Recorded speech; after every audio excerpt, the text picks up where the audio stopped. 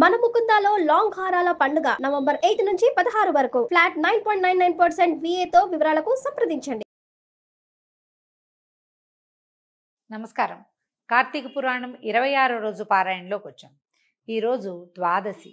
ఈ ద్వాదశి నాడు అన్నార్తులకి భోజనం పెట్టడం, ద్వాదశి పారాయణ ఉపవాసం ఉన్న వాళ్ళు ద్వాదశి పారాయణ చేయటం తప్పనిసరి.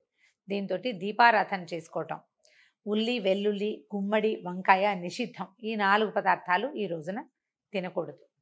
తర్వాత బ్రాహ్మణులకి మనం దక్షిణతో సహా తాంబూలం ఇవ్వడం మంచిది. ఒకవేళ ఉపవాసం ఉండని వారు, ఏకాదశి నాడు మేము ఉపవాసం లేవండి, ద్వాదశి నాడు ఏం చెయ్యాలి అంటే, ద్వాదశి నాడు సాధారణ భోజనంలో అయినా కూడా ఈ ఉల్లి, వెల్లుల్లి అవి తినకూడదు.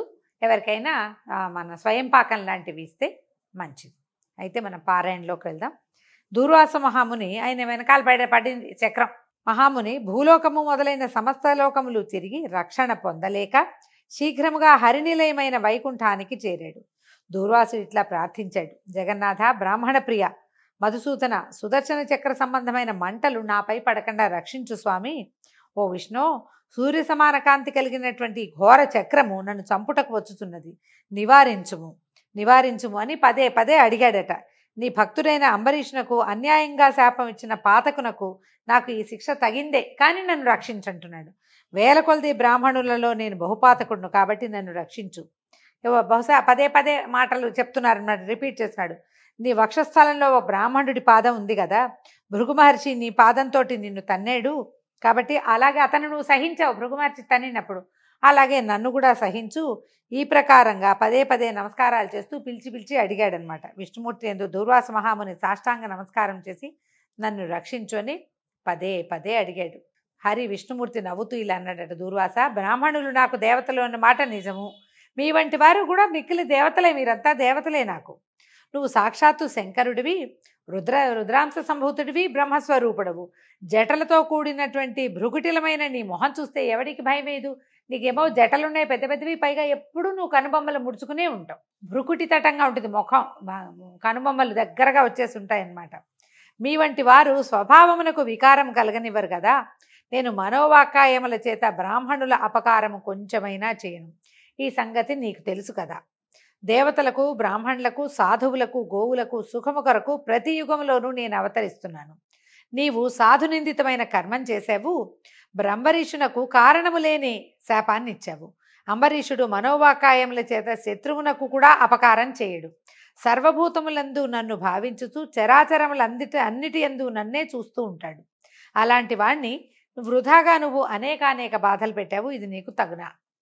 నీవు భోజనమునకు వచ్చేదని చెప్పి సకాలమునకు రాలేదు. నీకు అనుష్ఠానం ఉన్నదేదో చేసుకోవాలి, కానీ అట్టి స్థితిలో నువ్వు అతనికి అనుజ్ఞైనా ఇవ్వలేదు. అబ్బాయి, నాకు లేట్ అవుతుంది, నువ్వు తినేసేయి అని చెప్పాలి. మనం ఎవరింటికైనా వెళ్ళేటప్పుడు మనకి లేట్ అయితే ఫోన్ చేసి చెప్పాలండి, అది ధర్మం. విష్ణుమూర్తి చెప్తున్నాడు. ఎన్నింటి వరకైనా సరే మన వాళ్ళు మధ్యాహ్నం లంచ్కి రమ్మంటే 4ంటికి వెళ్తామని వాళ్ళు ముందు తినేస్తే నాకంటే ముందు తినేసారని మనం అనకూడదు. తెలియజేయాలి, నాకు ఆలస్యం అవుతుంది, మీరు భోజనం చేసేసి నా కోసం వెయిట్ చేయండి, చేసేసి తినండి, తినేసి ఉండండి, ఇలాంటివి చెప్పాలట. చెప్పమంటున్నాడు. అట్టి స్థితిలో నువ్వు అతనికి అనుజ్ఞ కూడా ఇవ్వలేదు. కేవలము జలం పుచ్చుకొని ద్వాదశి పారణ ముఖ్య కాలంలో చేశాడు. అతని ధర్మం ఏమిటి? రాజు, క్షత్రియ ధర్మం, రాజు అనేవాడి ధర్మం ఏమిటి? ధర్మాన్ని అతను ఆచరించాలి. అతను ఆచరిస్తేనే అతని ప్రజలు ఆచరిస్తారు. యథా రాజా తథా ప్రజ అంటారు. వేరే కారణంతో ధర్మభంగం కనుక చేశాడంటే రాజ్యమంతా, దేశమంతా, భూమి అంతా కూడా ధర్మభంగం అయిపోతుంది.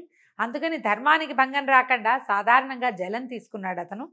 అది కూడా నువ్వు ఒప్పుకోలేదు. పానంలో ఏం దోషం ఉంది? ముఖ్యకాలంలో చేశాడు కదా. మంచినీళ్ళు తాగితేనే నీకు తప్పైపోయింది.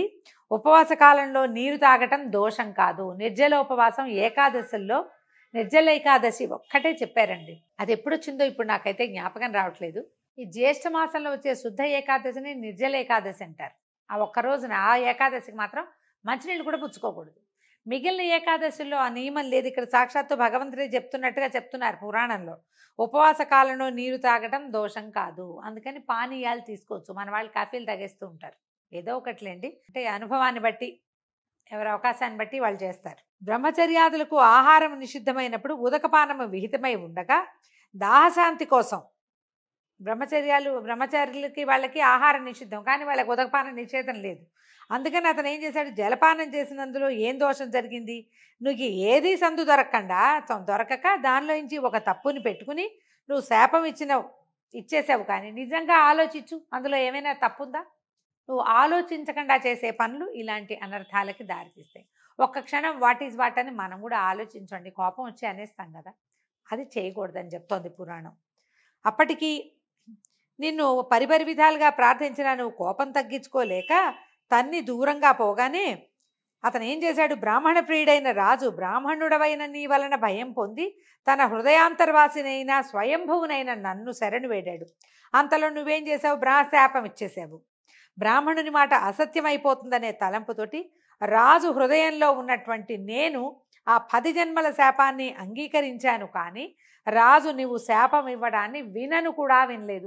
అతను ఎరగడు. అతను నన్ను భావిస్తూ తన్మయుడుగా ఉన్నాడు. అతనిలో హృదయస్థుడుగా ఉన్నటువంటి నేను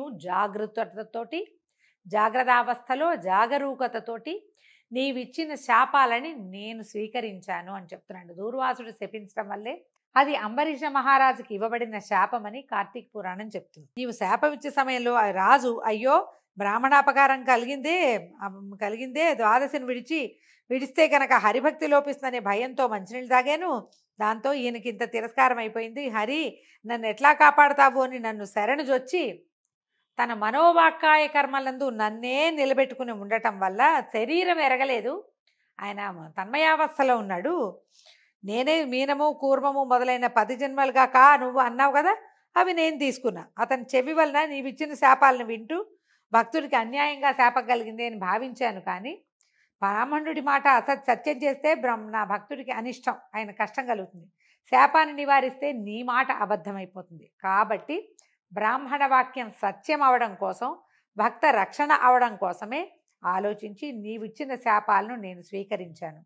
భక్తులకు కలిగిన అంతులేని మహాకష్టాలన్నింటినీ నేను స్వీకరిస్తాను అని చెప్తున్నారు. నా భక్తుడు ధర్మాత్ముడు, సర్వభూతములందు సమబుద్ధి కలవాడు. అట్టి విషయమును తెలిసి కూడా నువ్వు అధర్మంగా శాపం ఇచ్చావు. వేదములందు దేశమును బట్టి కాలమును బట్టి వయస్సును ముఖ్యంగా చేసుకుని జాతిని అవలంబించి ఆశ్రమములు విషయంగా చేసుకుని మనుషులకు వివిధ ధర్మాలు చెప్పబడ్డాయి. అంటే మన ప్రాంతాన్ని బట్టి దేశకాల మన పరిస్థితులను బట్టే మనం ధర్మం ఆచరించాలి. అది మనుషులకి ఎవరు ఏం చేయాలి అనేది ఒక ప్రత్యేకంగా చెప్పబడింది. పురుషులకు కొన్ని ధర్మాలు, స్త్రీలకి కొన్ని ధర్మాలు, మనుష్య జాతికి అంతటికీ కొన్ని ధర్మాలు చెప్పబడ్డాయి. కాబట్టి మనుష్య జాతికి సామాన్యంగా చెప్పబడిన అన్నిటినీ మనుషులు విడవకూడదు. 2 పక్షములందునూ మనుషులందరికీ ఏకాదశి నాడు భోజనం ఆచరించకూడదని వేదములందు సామాన్య ధర్మం, పరమధర్మం సామాన్యంగా విధించబడింది. స్త్రీ పురుష వివక్ష లేదు. మగవాళ్ళే ఉపవాసం ఉంటారు, ఆడవాళ్ళు ఉండక్కర్లేదు, లేదండి. ఆడ మగ ఇద్దరికీ చేయవలసింది.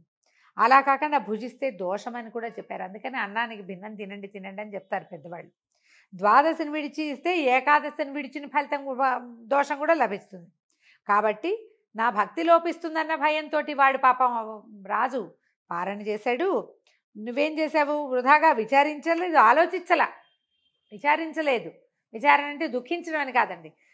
ఏం జరిగింది, ఏమిటి అసలు ఈ సమయం ఏమిటి, ద్వాదశి ఎంతసేపు ఉందనే విచారణ లేకుండా, విచారించకుండా, ఏ రకమైన విచారణ లేకుండా నువ్వు శాపం ఇచ్చేసావు. అంతటితోటి విరమించకుండా మళ్ళీ మొదలుపెట్టావు కొత్త శాపం ఇవ్వడానికి. ఇక నీ మాటని అసత్యం చేయటం ఇష్టం లేక నేనే చక్రాన్ని పంపించాను. అంటే శాపం గ్రహించు వాళ్ళు లేరు కాబట్టి శాపం వృధా అవుతుందని నివారించే భావంతో నేను నీకు పంపించాను. నాయన, నువ్వు దుఃఖించద్దు. అంబరీషుడి విషయంలో నువ్వు ఇచ్చిన శాపం నాకు వరమే అవుతుంది. నేను ఈ రూపాలని ధరించే అవతారాలు ఎత్తవలసి వచ్చింది కూడా. ఈ కల్పమందు ప్రళయంలో జగత్తు యొక్క స్థితి కారణము కొరకు శంఖాసురుని సంహరించడానికి, మనువును రక్షించడానికి ఒక పెద్ద చేపనవుతాను. దేవదానవులు సముద్రముని మధించేటప్పుడు సముద్రమునందు మందర పర్వతమును నా వీపును ధరించడానికి తాబేలునవుతాను. దశావతార విశదం చెప్తున్నారు. హిరణ్యాక్షుని సంహరించడానికి, భూమిని ఉద్ధరించడానికి నీలాద్రితో నల్లకొండతో సమానమైనటువంటి వరాహాన్ని అవుతాను. హిరణ్యకశిపుని సంహరించడం కోసం క్రోధజ్వాలలతో దిగంతములకు వ్యాపించు వికృతాననుడైనటువంటి మనుష్య సింహాన్ని అవుతాను, నరసింహాన్ని అవుతానని చెప్తున్నాడు. లోకత్రయమును జయించిన బలిని బంధించి ఇంద్రునకు పోయిన రాజ్యాన్ని ఇచ్చుట కోసం వామనుడనంటే పొట్టివాడినవుతాను. క్షత్రియనాశనము కొరకు మహాబలంతో కూడా క్రూరకర్మయుతుడనై పరశురాముడనే పేరుతోటి బ్రాహ్మణుడవుతాను. రావణ సంహారం కొరకు ఆత్మజ్ఞాన శూన్యుడైన రాముడనను రాజుండవుతాను. ఆత్మజ్ఞాన శూన్యుడు అంటే రామావతారంలో ఆత్మజ్ఞానం అంటే అదేదో పేరే తప్పు పదంగా భావించకూడదండి. ఆయన తను భగవంతుడనే జ్ఞానంతో లేడు. ఆయన చెప్తాడు రామం విద్ధి రామం దశరథాత్మజం అని చెప్తాడు. దశరథాత్మజుడైన రాముడిగా నన్ను తెలుసుకోండి అనే చెప్తారు. త్రూ అవుట్ రామాయణం మొదల నుంచి చివరి దాకా దశరథాత్మజుడుగానే ఉన్నాడు, కానీ రాముడు భగవంతుడిగా చేయలేదండి. కళ్యాణ గుణాలు కలిగిన ఒక పరిపూర్ణ మానవ స్వరూపంలో భగవంతుడు మనకి కనపడ్డాడు, కానీ తను భగవంతుడనే జ్ఞానాన్ని కలిగి ఉండలేదు. ఆయన దుర్వాసుడు ఏమని ఆత్మజ్ఞానం అంటే నేనెవరో నేను తెలుసుకోవటం, అదే కదా. ఆ జ్ఞానం లేకుండానే ఉన్నాడు రాముడు. పూర్తిగా మర్యాదా పురుషోత్తముడుగా మానవలోకాన్ని ఉద్ధరించడానికి పరిపూర్ణ మానవుడు ఎలా ఉండాలో అలా ఉండి చూపించాడు. భగవంతుడిగా ఒక్కసారి కూడా ఆయన ప్రవర్తించలేదు. అందుకని ఈ వాక్యం చెప్తున్నారు. యదువంశమునందు ఆత్మజ్ఞానము కలిగియు గోపీకాముకుడనై రాజ్యము లేని రాజునైనటువంటి కృష్ణుడనవుతాను. కృష్ణుడికి రాజ్యం లేదు. వాళ్ళ అన్న నాన్న తాతగారు వాళ్ళు రాజ్యం చేశారు. ఇప్పటికీ కూడా కృష్ణుడు అనగానే గోపీకృష్ణుడే మనకి తెలుస్తాడు. అలాంటి జ్ఞప్తే కలిగించేటువంటి స్వరూపంలో నేను జన్మిస్తానని చెప్పాడు. కలియుగమందు పాపమోహము కొరకు బుద్ధుడను దితి కుమారుడనై పాషండ మార్గోపదేశినవుతాను. కలియుగాంతమునందు విప్రశత్రుఘాతకుడైన బ్రాహ్మణునవుతాను. అప్పుడు కల్కి అవతారం వస్తుంది. ఇట్లా నాకు 10 జన్మలు కలుగుతాయి. ఈ 10 అవతారాలు వినేవారికి పాతక నాశనం అవుతుంది అని విష్ణుమూర్తి దుర్వాస మహామునిని ఆయన్ని ఓదారుస్తూ కొంచెం కేకలేస్తూ ఈ వాక్యాలు చెప్పారు. దీంతో 26వ అధ్యాయం పూర్తయిందండి. మళ్ళా రేపు ఉదయం 27వ అధ్యాయంతో కలుసుకుందాం. నమస్కారం.